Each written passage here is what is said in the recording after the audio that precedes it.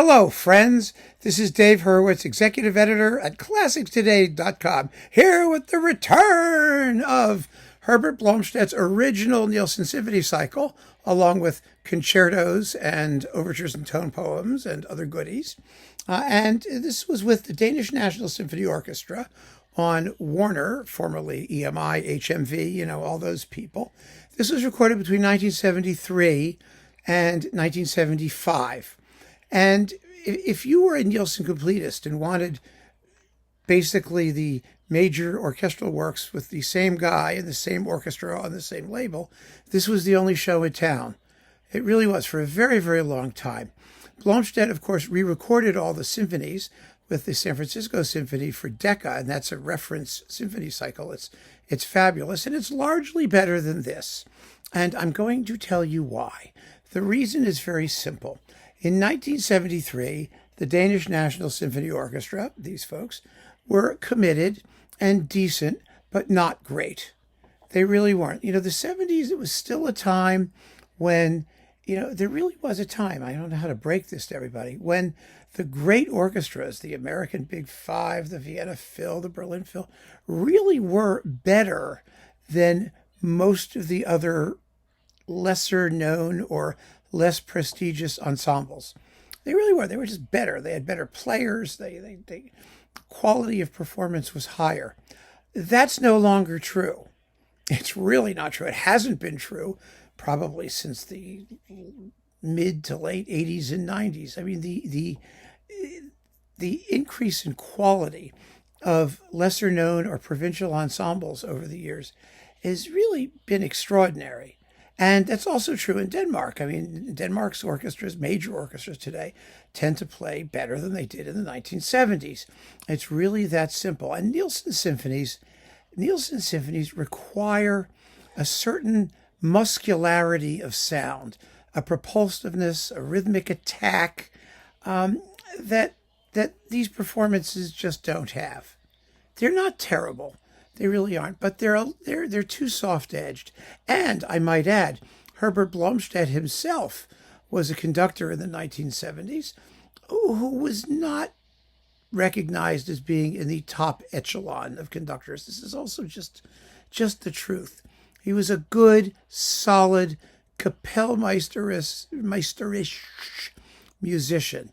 He did fabulous stuff when he was working with the Staatskapelle Dresden, because they were already a superb orchestra, and he had wonderful engineering and sonics and all that to do basic classical repertoire, which suited his sensibilities.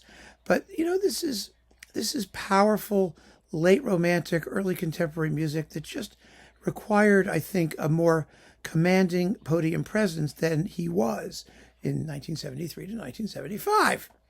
Now, some may well disagree with that estimation, but I stand by it because I've lived with these performances since, 1973 to 1975.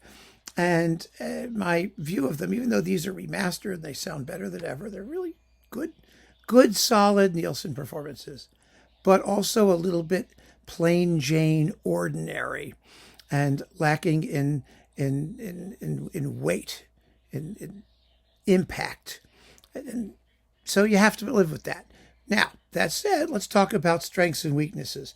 The first two symphonies, number one and the Four Temperaments, are probably the highlights of the cycle. They're very well done, extremely musical. They were very, very little known in the early 1970s, and so they made a good impression. Number three is also pretty good. Not as good as the San Francisco remake, which has just that much more energy and power. To the allegros particularly. 4 and 5 are problematic. 4, the inextinguishable. You've got the timpani battle and the finale. You've got all of this sort of brass and woodwind-led, angst and Sturm und Drang. And while they're lovely in like the second movement, intermezzo type thing, it's charming and fine, but you just need to have more gumption, especially in the finale, which is always a weakness, actually, of the Blomstedt cycles, because he does that big autumnal diminuendo at the end, and that Nielsen didn't write and doesn't really benefit the music. And so I don't particularly care for this inextinguishable. The fifth, it all comes down to the big climax in the first movement, doesn't it really? I mean, really? You want to have a snare drum that goes completely insane? This one doesn't. It has to really hold its own against the full onslaught of the orchestra. This one doesn't. The second movement, the two fugues, the first one has to sound completely insane. This one doesn't. Again, it's not terrible. If you didn't know the music, you probably wouldn't think ill of it. But you would even then you would understand that there's more there than we're getting. Now, the Sinfonia Semplice is just such the sixth, the Semplice is such a weird piece anyway. It makes almost no difference what you do. It's going to come out pretty good. And this comes out pretty good. The finale could have more wackiness to those variations. You know, the nutty waltz variation and the craziness of the last, the coda and all that stuff, the fanfares and whatnot going crazy. It's just too sane, frankly. So that's the symphonies, all right? After that, we have a disc of tone poems and overtures.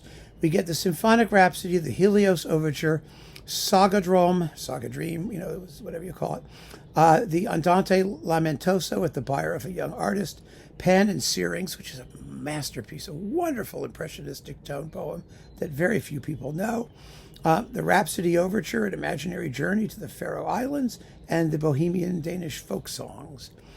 These are all very, very nicely done.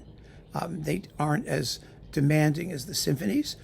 Some of them, like Sagadrom and Pan and Syrinx, are actually rather gentle for the most part, and so Blomstedt handles them quite well. The concerti are terrific.